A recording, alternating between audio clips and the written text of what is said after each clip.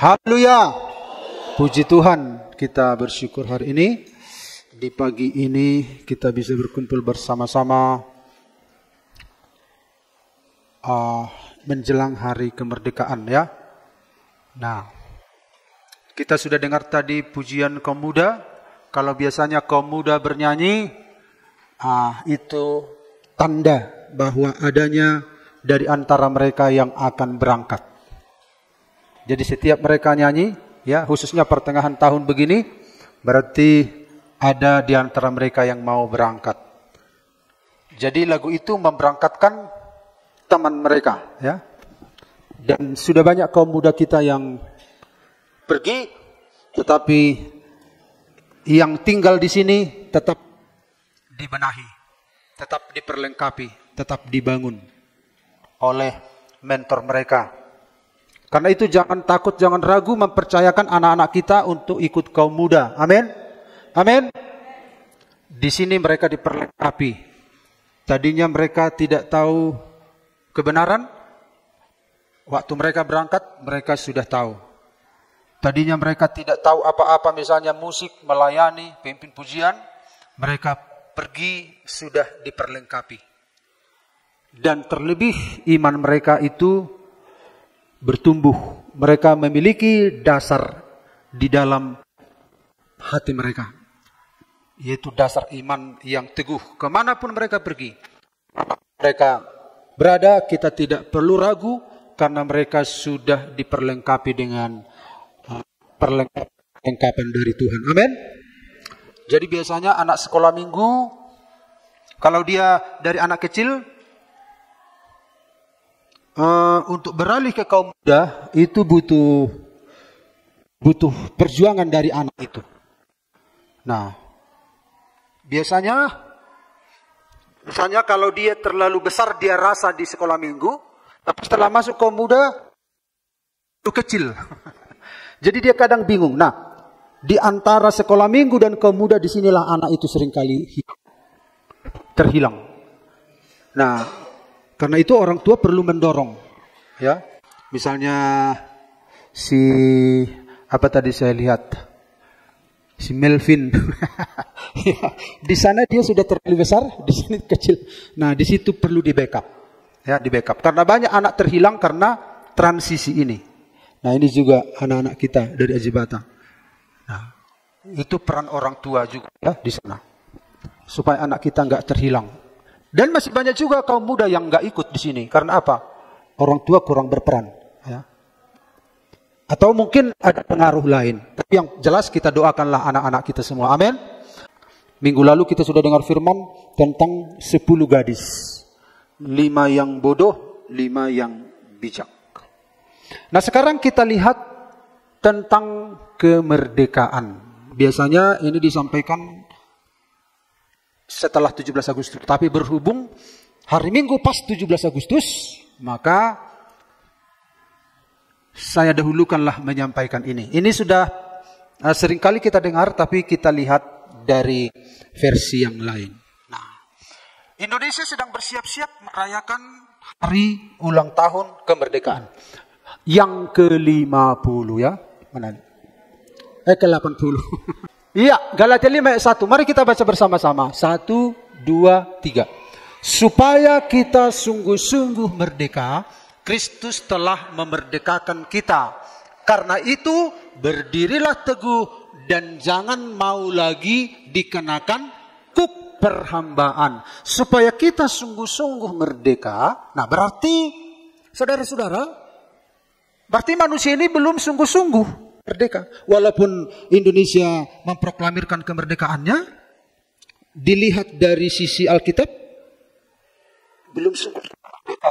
Nah, semua bangsa memproklamirkan kemerdekaannya, termasuk Indonesia.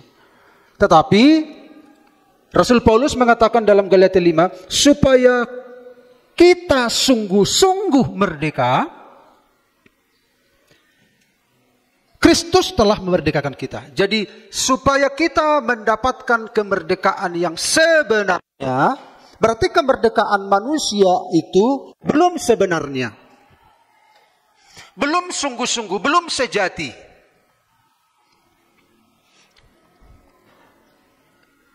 Mungkin ada orang miskin. Dulu kami miskin. Sekarang sudah cukuplah makanan. Sudah cukup minuman.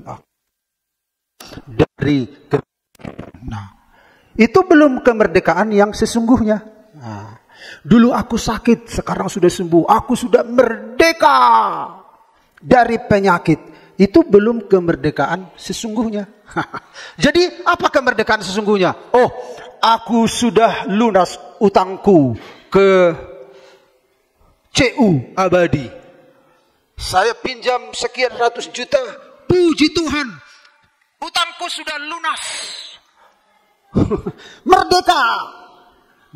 Iya, bagus. Merdeka kan? Kalau utang lunas senang kan? Kalau kita sehat, sembuh dari sakit, senang ya? Nah, kalau kita berkecukupan, senang juga. Anak-anak kita mengalami hal-hal yang baik, senang. Tapi Rasul Paulus mengatakan, itu belum kebebasan, kemerdekaan yang sesungguhnya. Nah, karena itu mari kita lihat tema firman Tuhan pada hari ini. Nah, mari kita lihat dulu sebelum kita masuk ke temanya. Ini adalah surat Paulus kepada jemaat Galatia, ya. Kalau kita lihat peta Timur Tengah itu, inilah Galatia. Sekarang Galatia itu ada di negara Irak, ya. Siapa ya pemimpin Irak sekarang ya? Ada yang tahu? Ada di sini si Jonah, biasanya tahu dia. Enggak ada dia. Udah pergi, dia tugas di Ajibata, ya. Kemudian nanti akan nyanyi juga di Ajibata, ya. Jadi kaum muda ini digabung, Ajibata perapat digabung, ya. Nah, Turki. Jadi siapa sekarang presidennya Turki ini ya? Erdogan. Nah, di sini dulu gereja keemasan gereja di sini. Di sinilah jemaat Efesus, Smyrna, Philadelphia di sini. Nah, Galatia di sini. Nah. Jadi Rasul Paulus menyampaikan surat ini kepada jemaat di Galatia. Kenapa? Dia mengatakan supaya kita sungguh-sungguh merdeka. Karena saudara-saudara, banyak penginjil-penginjil, khususnya dari pihak orang Yahudi, yang datang ke Galatia, mereka mengajarkan bahwa tidak cukup keselamatan yang dikerjakan Yesus. Harus ditambahkan lagi dengan hukum Taurat. Nah, harus ditambahkan dengan hukum Taurat supaya benar-benar kamu selamat. Nah, akhirnya Rasul Paulus berkata, salah. Kalau kita sudah percaya kepada Yesus, tidak ada yang perlu ditambahkan. Nah, kalau nanti ditambahkan berarti bukan anugerah lagi, bukan kasih karunia lagi. Sementara kalau hukum kan berdasarkan perbuatan. Kalau berdasarkan hukum agama, kalau kita melenceng hukum agama ini, apalah artinya yang dilakukan Yesus? Nah, itu yang sedang dibantah oleh Rasul Paulus. Jadi kalau kita sungguh-sungguh merdeka, harus Kristus yang memerdekakan kita. Tidak perlu ditambahkan oleh yang lain. Pada akhirnya, jadi khusus tentang surah Galatia itu sebuah gereja di mana gereja itu saudara-saudara bertentangan dengan hukum-hukum Yahudi. Nah, kalau kamu melakukan hukum Yahudi ini, apalah artinya kamu diselamatkan? Kalau begitu, lakukanlah hukum. Dan kenyataannya tidak ada yang bisa melakukan hukum Taurat. Nah, itulah pendahuluannya ya. Jadi inilah Galatia sekarang. Ini Yerusalem. Jadi rasul-rasul itu berserak dari Yerusalem ke Galatia, kemana ke berbagai daerah. Nah, jadi tema firman Tuhan hari ini adalah kemerdekaan yang sejati, kemerdekaan yang sesungguhnya. Apa itu kemerdekaan yang sesungguhnya itu? Nah, bagaimana manusia bisa mengalami kemerdekaan yang sesungguhnya, yang sejati? Tadi kita bebas dari utang itu bukan kemerdekaan yang sesungguhnya. Memang kita merdeka, puji Tuhan. Tuhan pun bisa menolong kita di situ. Tapi bukan itu kemerdekaan yang sesungguhnya yang dimaksud Paulus. Kita sembuh dari sakit, Yesus bisa menolong kita karena Yesus adalah penyembuh. Yehova Rafa. Seperti lagunya Juli kan? Rafa. Apa lagi? Elohim Adonai Sadai Jire. Jire artinya Allah penyedia, ya kan? Ya atau ya? Yehova Rafa, Allah penyembuh. Yehova, YHWH itu menjadi manusia disebut Yesus. Yesuslah penyembuh. Jadi Yesus bisa menyembuhkan, Yesus bisa mengadakan mujizat, Yesus bisa menolong kita dari semua masalah. Tetapi bukan itu kemerdekaan sejati yang Tuhan maksud. Nah, kalau begitu apa itu kemerdekaan sejati? Mari kita lihat Bapak Ibu. Jadi kemerdekaan sejati itu berasal dari Kristus, bukan dari usaha manusia. Manusia nggak bisa merdeka secara sebenarnya. Karena apa? Manusia itu sudah berdosa. Dang boy diruta. Ibu tamu udah diruta. Diruta jolmai keluar siap. Dang boy. Mengaruta mana? Enggak. Nah, mari kita lihat bagian yang pertama. Dalam Galatia 5 ayat 1. Supaya kita sungguh-sungguh merdeka. Kristus telah memerdekakan kita. Jadi kemerdekaan yang sesungguhnya itu harus dari Kristus. Yesus Kristuslah pembuat kemerdekaan itu. Misalnya Bapak Ibu, kalau Bapak Ibu bebas dari utang, bisa nggak dilakukan manusia? Bisa. Di luar Kristus pun orang bisa bebas utangnya. Bisa nggak sembuh di luar Kristus? Bisa. Bisa Kristus menyembuhkan? Bisa. Bisa sembuh di luar Kristus? Bisa. Nah, apa yang bisa dilakukan manusia? Itu, saudara-saudara, apa yang dilakukan Kristus itu, itulah yang tidak bisa dilakukan manusia. Itulah kemerdekaan yang sesungguhnya. Nah, yang tidak bisa dilakukan manusia inilah yang dilakukan Kristus. Apakah itu? Nah, jadi kemerdekaan yang sebenarnya itu harus Kristus melakukan. Siapapun nggak bisa. Mari kita lihat Bapak Ibu. Dibebaskan dari apa? Dari penyakit, dari utang, dari macam-macam. Nah, Rasul Paulus mengatakan kita itu dibebaskan dari Kristus telah menebus kita dari kutuk hukum Taurat. Apakah kutuk hukum Taurat ini? Hukum Taurat kan gak ada. Hanya di Israel. Sama kita apa? Nah, walaupun hukum Taurat tidak ada pada kita, hukum Taurat ada di dalam hati nurani. Orang Israel hukum Tauratnya tertulis. Jadi semua manusia punya hukum Taurat. Baik tertulis maupun tidak tertulis. Nah, apa artinya hukum Taurat ini? Mari kita lihat. Hukum Taurat adalah standar kebenaran, standar hukum, standar moralnya Tuhan. Waktu Allah menciptakan manusia itu jatuh dalam dosa. Ketika manusia jatuh dalam dosa, dosa itu berkelipatan dari Adam kepada Kain, terus sampai zaman Nuh, terus. Tidak ada patokan hukum, tidak ada undang-undang. Manusia melakukan apa yang benar menurut pemikirannya sendiri, karena tidak ada hukum. Nah, Bapak Ibu bayangkan, kalau nggak ada hukum, bagaimana jadinya hidup ini? Kalau tidak ada peraturan, dari mana manusia tahu bahwa yang dilakukan itu salah? Manusia nggak tahu yang dilakukan itu salah atau benar.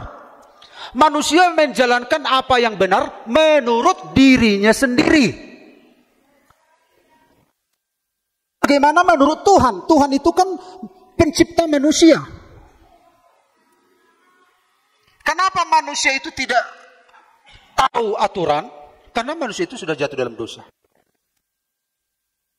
Sebelum datang hukum Taurat ini, maka manusia menjalankan apa yang benar menurut dia.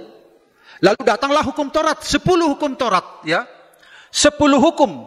Artinya jangan mencuri, jangan membunuh, jangan ini, jangan ini. Unakko olo maka tidak kon hatana sotutu marado pedonga jolma. Begitu kira-kira. Jangan berzina, jangan hormatilah ayahmu, hormatilah ibumu. Itu hukum. Sebelum datang hukum ini, manusia tidak tahu telah melawan orang tua atau tidak. Manusia nggak tahu. Kita kan tahu itu salah atau benar karena ada undang-undang. Karena ada aturan yang kita langgar. Kenapa orang dihukum, dipenjara? Karena ada undang-undang yang dilanggar. Nah kalau nggak ada undang-undang, siapa yang mau menuduh kita salah atau benar? Siapa yang mau mengatakan kita salah? Siapa yang mau mengatakan kita benar? Nggak ada, karena nggak ada hukum. Jadi betapa parahnya manusia di zaman dulu karena mereka tidak bisa membedakan mana tangan kiri, mana tangan kanan. Mereka buta sama sekali. Makanya turunlah hukum dari Tuhan, yaitu standar moral itu. 10 hukum ini bukan hanya 10. Itu turunannya itu 613. Ada 248 perintah, ada 365 larangan. Nah, inilah hukum Taurat yang sedang dilakukan oleh orang Yahudi. Kalau kamu berdoa, makanya dikatakan, saudara-saudara, banyak tata cara ibadah orang Yahudi, karena itu adalah standar, itu adalah hukum.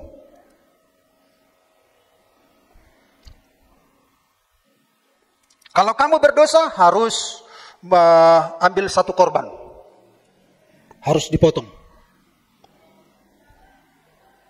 Kemudian kalau saudara-saudara mengambil milik orang, ada hukumnya. Kalau misalnya kita tersentuh dengan yang najis, kita disingkirkan dulu beberapa hari. Supaya apa? Supaya hilang kenajisan. Kalau kamu berdoa, harus begini, harus begini, harus begini, macam-macam. Banyak aturan-aturannya. Nah, dari 613 ini sebenarnya baik. Tetapi berhubung manusia itu berdosa, manusia nggak bisa melakukan dengan sempurna. Dan kalau manusia tidak mampu melakukan satu bagian kecil pun meleset dari sini, dia sudah dinyatakan berdosa. Harus utuh, sempurna. Jadi Tuhan menunjukkan undang-undang itu supaya manusia tahu letak kesalahan kita. Oh, ini salah, ini benar, ini salah. Nah. Dan ketika semakin kita berkaca kepada hukum, tidak ada yang bisa kita mampu lakukan. Di satu sisi manusia ingin melakukan hukum-hukum Allah. Di sisi lain, manusia punya kelemahan, tidak akan mampu melakukan. Hukum itu baik. Standar itu baik, peraturan itu baik. Tetapi karena kita sudah jatuh dalam dosa, kita tidak bisa mampu melakukan hukum ini. Akhirnya saudara-saudara, kalau kita tidak mampu melakukan hukum ini, bukannya menolong kita, malah memperbesar, menyatakan ketidakmampuan kita, dan akhirnya kita akan dihukum. Itu yang disebut dengan kutuk hukum Taurat. Kalau kita tahu yang benar, tapi kita nggak bisa melakukan, bukannya hukum itu yang salah. Tetapi akhirnya kita memusuhi hukum itu karena kita nggak bisa melakukan. Dan tidak ada seorang pun yang sanggup melakukan hukum Taurat. Karena ini adalah standar hukumnya Tuhan. Hukum moralnya Tuhan. Bukan hanya standar hukum jasmani.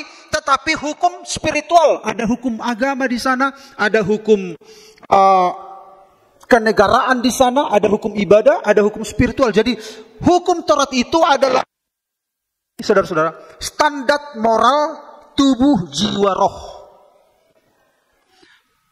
Nah, kalau gagal satu pun, semua gagal.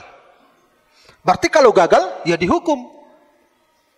Jadi artinya hukum itu menjadi cermin. Tetapi cermin itu tidak bisa menolong kita. Hanya untuk menyadarkan kita adanya standar, tetapi kita tidak bisa mencapai standar. Itu kan menyiksa. Kita tahu standar, tapi kita nggak bisa lakukan. Kalau begitu nggak usahlah ada tadinya hukum Taurat ya. Biar kita melakukan apa yang baik menurut kita. Tapi masalahnya kita akan dihukum. Nah, dengan adanya standar hukum ini, justru menyingkapkan ketidakmampuan kita mencapai standar moral Tuhan, standar kekudusannya Tuhan. Kita semakin sadar tidak bisa. Dan akhirnya kalau tidak ada yang bisa, apa yang terjadi? Berarti manusia masuk neraka. Manusia kan akan masuk neraka. Manusia sudah diberikan standar hukum. Tetapi manusia hanya tahu, oh itu standar. Tapi manusia tetap nggak bisa melakukan. Akhirnya hukum itu semakin memojokkan manusia. Sahlah engkau harus dihukum. Andai kata hukum itu tidak datang, kau sudah di bawah hukuman. Nah, setelah datang, mempertegas bahwa engkau sudah meleset dari Tuhan dan engkau sendiri tidak bisa mencapai standar moralnya Tuhan itu. Karena Tuhan itu kudus, Tuhan itu suci, Tuhan itu adalah roh, Allah itu roh. Tidak bisa dilihat, Allah hanya menurunkan hukum kepada Musa untuk diikuti oleh orang Israel. Tetapi orang Israel tidak bisa melakukan. Dan hukum itu di luar orang Yahudi diberikan di dalam hati nurani. Jadi dalam hati kita ada tuduh menuduh, ya. Nah, kenapa kalau kita berbuat jahat langsung duk duk duk duk duk. Misalnya kita anggaplah kita ini orang primitif, ya. Lalu kita ambil makanan orang. Kita kan waktu kita ambil makan orang, kalau Bapak Ibu lihat film-film primitif, diambil. Sembunyi dia mengambil. Kenapa sembunyi? Karena hati nuraninya bilang itu salah. Lalu ketika dilihat orang, kenapa kau ambil? Berarti kenapa orang itu lari? Berarti salah. Karena salah, berarti dari mana dia tahu salah? Ada hati nurani. Ada hukum di dalam hati kita. Artinya kita sudah tahu bahwa ada sosok di balik kehidupan ini yang bisa mengadili semua masalah-masalah. Mengadili hidup kita. Nah, akhirnya Bapak Ibu, kita dinyatakan bersalah. Nah, kemudian siapa yang bisa melakukan hukum ini? Itulah Yesus. Dia datang menjadi manusia. Dialah yang bisa menggenapi semua hukum itu. Dia berjalan di tengah-tengah dunia ini, menunjukkan kepada manusia bahwa dialah orang yang sanggup melakukan hukum-hukum itu. Sementara manusia nggak bisa. Nah, kalau begitu, apa yang harus dilakukan manusia? Yesus berkata, akulah jalan, kebenaran, dan hidup. Tidak ada seorang pun yang sampai kepada Bapa kalau tidak melalui aku. Yesuslah standar hukum Allah itu. Jadi ketika Yesus datang ke dunia ini, Yesuslah yang memperagakan bagaimana manusia yang berkenan di hadapan Allah. Karena Yesus memenuhi standar hukum-hukum itu. Makanya Alkitab mengatakan, dia tidak berdosa. Dialah manusia satu-satunya yang tidak berdosa. Yesus pernah menantang ahli Taurat. Siapa yang bisa mengatakan bahwa aku berdosa? Bisakah kamu membuktikan bahwa aku berdosa? Hanya Yesus yang tidak berbuat dosa. Berarti ada yang bisa berhasil. Nah, Kemudian Yesus berkata, kamu boleh diterima oleh Bapa asal kamu percaya kepadaku. Artinya kamu harus mengandalkanku. Kamu harus percaya kepadaku. Engkau harus memberikan dirimu kepadaku. Engkau harus mempercayakan dirimu kepadaku. Kalau tidak, engkau akan dihukum. Tapi ketika engkau mempercayakan dirimu kepadaku, resikonya dosamu itu akan harus kuangkut di dalam tubuhku. Karena di luar Kristus kita ini berdosa. Maka Alkitab mengatakan, segala kutuk hukum Taurat itu utang-utang dosa kita. Nah, ketika kita tahu ini hukum, 1, 2, 3, 4, 5 dan seterusnya. Kita tahu nomor 1 contohnya. Kita tahu itu adalah hukumnya Tuhan. Standar moralnya Tuhan. Kita mau melakukan. Tapi kita tidak sanggup melakukan. Berarti utang. Ya kan? Utang. Hukum yang kedua. Una kola maka tidakon hata nasututu marada podonga jolma. Apa itu bahasa Indonesianya? Fitnah ya. Fitnah. Kita tahu ada hukum. Fitnah. Pernah nggak kita memfitnah? Pernah. Berarti kita berutang kepada hukum itu.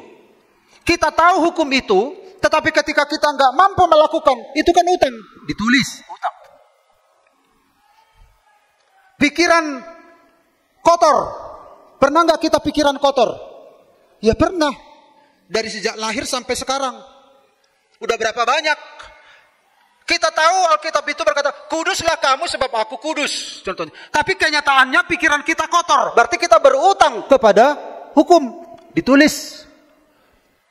Jadi semua yang diminta hukumnya Tuhan itu tak satu pun yang bisa kita lakukan. Kita tertangkap basah di dalam semua hukum-hukum itu. Bukannya hukum itu menolong kita, justru mempertegas ketidakmampuan kita. Dan itu dicatat Tuhan semua. Jangan pikir dari sejak lahir sampai sekarang. Dan dosa itu Bapak Ibu kan kita sudah tahu. Dosa itu 3 kali lipat. Dari Adam ke saya. Kemudian dari ayah saya, orang tua saya ke saya. Dan dosa yang saya perbuat sendiri. Tidak ada manusia yang tidak berdosa. 3 kali lipat. Padahal Tuhan itu suci.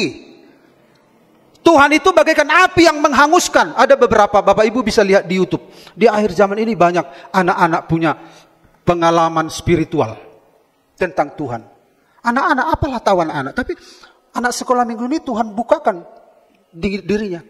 Kamu apa yang kau lihat nak? Datang, kata orang tuanya. Aku melihat Yesus. Tahu dari mana anak-anak? Dia hanya tahu informasi dari orang tuanya, dari sekolah minggu.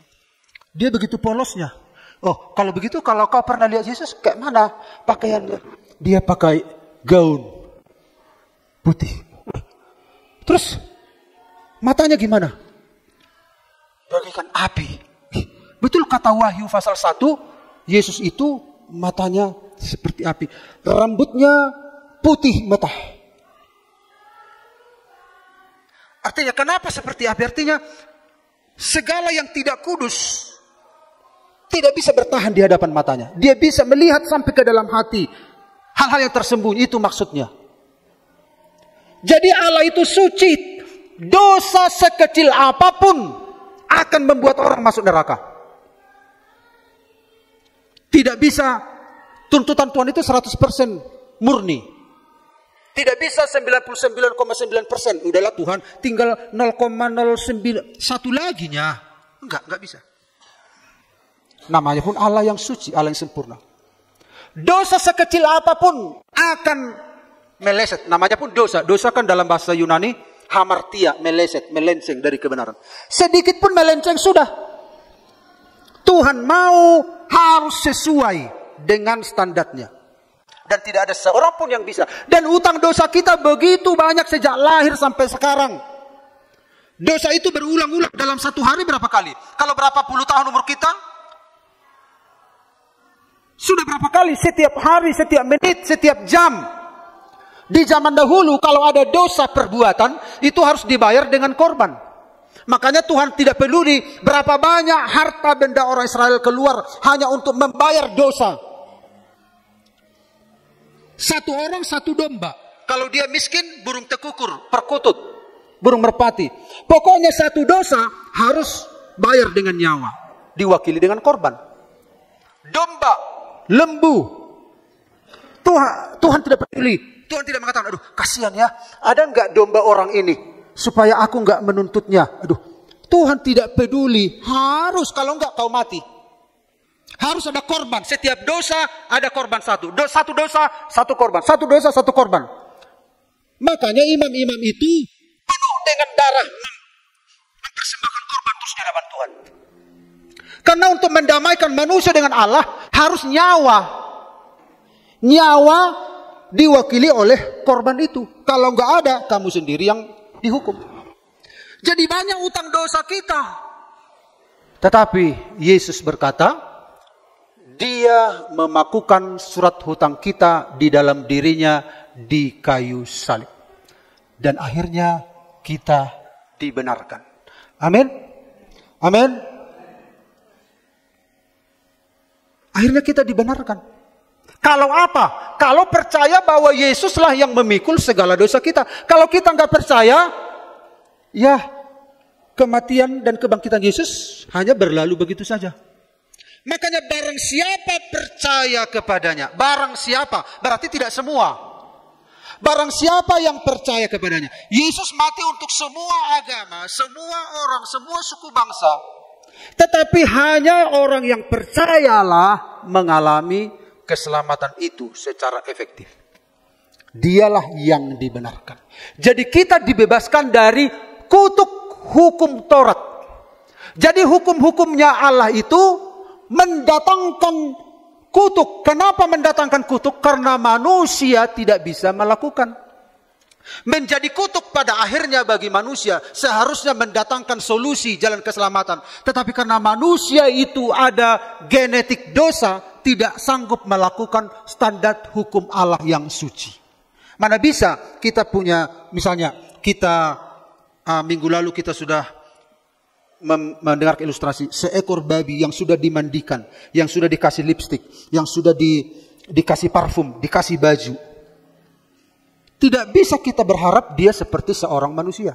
Ketika dia lihat lumpur, dia berguling-guling. Kenapa? Karena gennya gen babi itu.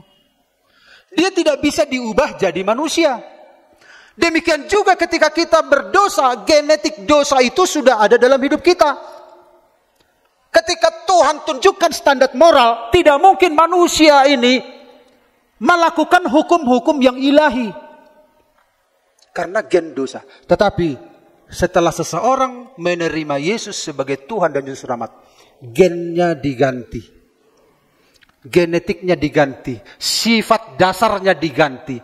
Akhirnya dia bisa melakukan hukum-hukum Allah dengan berprogres.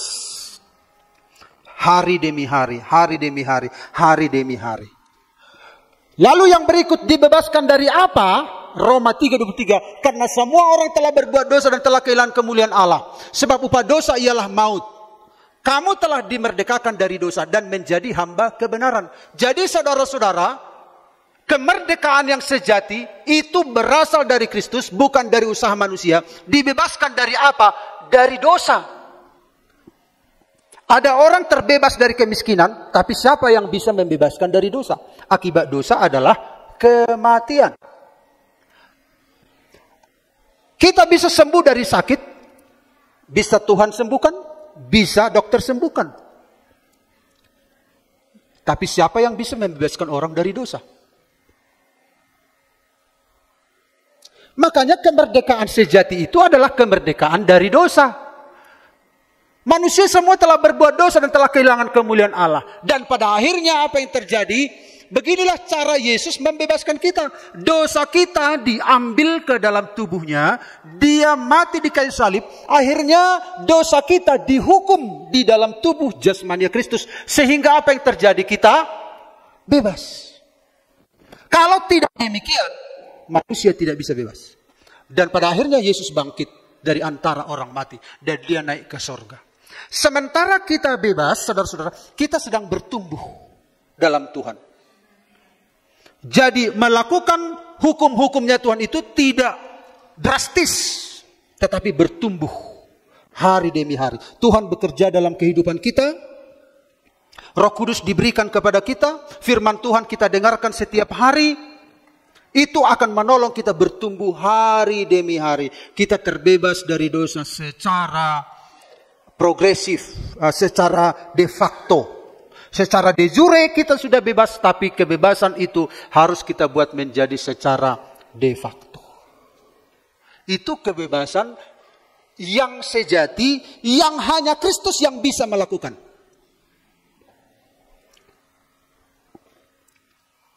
Makanya di sorga itu Bapak Ibu, keberadaan kita seperti malaikat. Di sorga tidak ada kawin mengawinkan. Di sorga itu seperti malaikat yang suci, yang kudus, tanpa cacat celah. Amin. Amin. Makanya Bapak Ibu, kalau Indonesia merdeka, jangan harapkan ada kebebasan yang sejati. Ya, bisa saja kita menuntut merdeka apa. Apalagi gereja-gereja sekarang kan menuntut kemerdekaan. Iya, memang secara manusiawi, secara satu bangsa, kita harus menuntut kemerdekaan kita. Karena Undang-Undang Dasar 45, setiap warga negara berhak menjalankan agama dan kepercayaan masing. Tapi kemerdekaan yang sejati, yang bebas dari tuntutan hukum-hukum Allah. Dan bebas dari dosa. Andai kata pun kita di Indonesia nanti ada aniaya, ada siksaan, tapi Tuhan telah membebaskan kita dari murkanya. Kita menjadi pewaris kerajaan Allah. Ya, waktunya begitu cepat. Yang kedua, Galatia 5 ayat 1. Supaya kita sungguh-sungguh merdeka, Kristus telah memerdekakan kita, karena itu berdirilah teguh. Nah, supaya kita mendapatkan kemerdekaan sejati itu, kita harus mempertahankannya.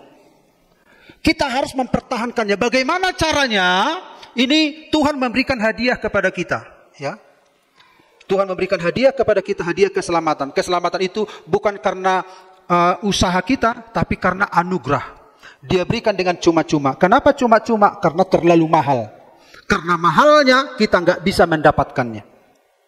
Mahal kan tadi, kayak ada hukum Tuhan, kita nggak bisa lakukan. Kan mahal ternyata. Mahal. Hukum-hukum Tuhan itu, keselamatan Tuhan itu mahal sekali. Dan tak satu pun yang bisa kita lakukan. Banyak utang dosa kita. Akhirnya apa yang terjadi? Dia berikan dengan cuma-cuma, dengan gratis. Gratis bukan karena murahan, tapi karena kita nggak bisa membayar. Akhirnya apa yang terjadi? Bagaimana cara menerima ini? Alkitab mengatakan iman timbul dari pendengaran, dan pendengaran oleh firman Kristus. Nah, cara menerima ini harus dengan iman. Ketika kita mendengar firman, karena begitu besar kasih Allah akan dunia ini, sehingga ia mengaruniakan anaknya yang tunggal, supaya barang siapa yang percaya kepadanya tidak binasa, melainkan beroleh hidup kekal. Akulah jalan, kebenaran, dan hidup. Tidak ada seorang pun yang datang kepada Bapa kalau tidak melalui aku. Itu diterima dengan iman. Karena aku gak bisa menerimanya dengan kekuatanku. Terbukti ketika hukum-hukum Tuhan itu datang, aku tahu standarnya, tapi justru aku nggak bisa melakukannya. Berarti harus dianugerahkan kepadaku. Dengan kekuatanku nggak bisa. Dengan kemampuanku nggak bisa. Bagaimana mendapatkannya? Sementara ketika kita berusaha nggak bisa mendapatkan. Akhirnya Tuhan memberikan dengan gratis. Nah, berarti ketika diberikan dengan gratis, bukan karena usaha kita lagi. Bukan karena perbuatan kita lagi, tetapi karena kemurahan Tuhan. Nah, ketika dia berikan kepada kita, bukan berarti Tuhan tidak memberi harga kepada hadiah ini. Dia sendiri yang membayar harganya dengan memberikan nyawa dari putra tunggalnya. Gratis bagi kita, tetapi dibayar oleh Yesus dengan darahnya yang mahal. Amin. Karena utang dosa kita. Makanya pertahankan. Kalau keselamatan itu sudah diberikan dengan cuma-cuma, bukan berarti kita dengan mudah melepaskannya. Diberikan dengan cuma-cuma bukan karena gak ada nilai, tapi karena kita gak bisa membayarnya. Makanya pertahankan. Bagaimana cara mempertahankan? Harus berdiri dengan iman. Setelah Yesus mengatakan semuanya itu, banyak orang percaya kepadanya. Maka katanya kepada orang-orang Yahudi yang percaya kepadanya, jikalau kamu tetap dalam firman-Ku, artinya berdiri teguh dalam iman, artinya firman Tuhan itu harus terus kita renungkan. Kamu benar-benar adalah murid-Ku, dan kamu mengetahui kebenaran, dan kebenaran itu akan memerdekakan kamu. Jadi kita sudah lihat beberapa hari yang lalu, ini adalah kebenaran. Ya, ketika kita percaya, kita akan mengetahui, mengenal kebenaran. Ya, kalau kita benar-benar murid Kristus, kita itu tetap di dalam firman. Kita akan mengenal kebenaran. Nah, ketika kebenaran itu terus kita renungkan, iblis itu berusaha untuk mengecaukan pikiran kita. Mana mungkin kau sudah diselamatkan? Tapi baca firman. Kamu sudah diselamatkan. Bukan karena perbuatanmu, oleh karena anugerah Tuhan. Kamu telah dibayar mahal. Kamu jangan mau diperhamba lagi. Firman Tuhan itu, saudara-saudara, Bapak Ibu renungkan. Begitu cara berdiri teguh dalam iman. Karena iman itu hanya muncul mendengar firman. Nah, akhirnya apa yang terjadi? Maka kebenaran itu akan memerdekakan kamu. Kita akan mengalami kemerdekaan kalau firman ini tentang kita. Firman ini, kalau firman Tuhan berkata, engkau telah diselamatkan. Engkau telah ditebus oleh darah Yesus. Engkau berharga di mataku. Engkau disertai oleh Tuhan. Engkau adalah anak-anak Allah. Makanya orang Kristen itu anehnya apa? Masa Kristen itu panggil Allah itu Bapa? Memang dia Bapa. Bapa itu kan satu gen dengan anaknya. Ya. Makanya pujian penyembah kita ini kan tentang Bapa, tentang kasih Tuhan, tentang kebaikan Tuhan, tentang anugerah Tuhan. Maka kebenaran tentang inilah yang membebaskan kita. Amin. Kamu mengalami kebebasan sejati. Nah, yang terakhir, bergegas ya, yang terakhir. Supaya kita sungguh-sungguh merdeka, Kristus telah memerdekakan kita. Karena itu berdirilah teguh dan jangan mau lagi dikenakan kuk perhambaan. Yang ketiga, kita harus menolak kembali kepada perbudakan yang lama. Kita diperbudak, dulu kita di luar Tuhan, di dalam hati kita apa? Ada hosom, eal, teat, late. Nah, ada kambing, berarti keras kepala. Ada babi, di sini apa? Ini gambaran dari rakus. Ada kura-kura, ini gambaran apa? Bukan kura-kura ninja ya. Ini lambang dari kemalasan. Ada harimau, amarah. Ada apa ini? Ular, licik. Ada serigala, lambang apa ini? Apa ini ya? Apa? Serakah. Setuju? Pokoknya negatif lah semua di sini. Ini sombong, burung merak, ini iblis. Mata hatinya dibutakan oleh iblis. Sementara Tuhan ada di luar. Roh Kudus, firman Allah, kuasa salib Kristus di luar. Nah, ini memperbudak kita di zaman dulu. Nah, tetapi akhirnya ketika kita dengar firman, Roh Kudus masuk, semua diusir, semua gerah. Wah, makanya orang yang dengar firman itu, kalau ada iblis, ada hosom lati besar rumah, gerah dia. Akhirnya apa yang terjadi? Akhirnya hati kita bersih. Nah, Tuhan bilang, jangan begini. Harus ada aktivitas. Yesus berkata, kalau setan diusir dari seseorang, maka setan itu akan pergi. Kemudian setan itu setan itu meredang-edang. Lihat, rumah yang pernah ku diami masih kosong. Kok nggak ada perabotnya? Kok nggak ada aktivitas? Akhirnya apa? Dia mengajak 7 roh jahat lain masuk. Aku diusir bukannya ada kegiatan, ternyata nggak ada aktivitasnya, nganggur dia.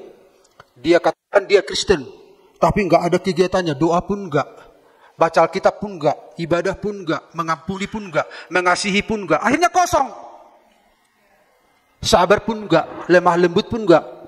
Kupikirnya mau diisi dengan semuanya itu, ternyata nggak ada, hampa. Maka dia mengajak 7 roh jahat yang lain, makanya lebih jahat. Makanya ketika kita percaya pada Yesus, harus kita mulai terapkan firman Tuhan. Jangan sampai kosong, hampa. Mengasihi, mengampuni, beribadah, menolong orang lain, itu aktivitas, itu perabot-perabot di dalam hati kita. Amin. Amin. Katakan kiri kanan, kalau ini amin, ini bilang. Bagaimanapun amin ini. Amin. Harus ada aktivitas. Untuk apa Tuhan selamatkan kita tapi nggak ada aktivitas? Masih tetap gijang roha, masih tetap sombong, masih tetap tegar tengkuk. Nah, setelah anak Tuhan itu sadar, akhirnya apa yang terjadi? Oh, harus ada ya aktivitas ya. Oh, harus ada kelemah lembutan, dengar firman Tuhan. Akhirnya iblis itu di luar. Makanya jangan mau diperbudak lagi. Sekali merdeka tetap merdeka. Amin. Yesus memerdekakan kita dari tuntutan murka Allah. Yesus memerdekakan kita dari dosa. Karena itu apa yang harus kita lakukan? Berdiri teguh dalam iman, pertahankan. Yang kedua, tolak untuk kembali kepada habitat yang lama, kebiasaan yang lama. Amin. Demikianlah renungan. Tuhan berkati pemain musik, silakan datang ke depan dan kita nyanyikan sebuah nyanyian.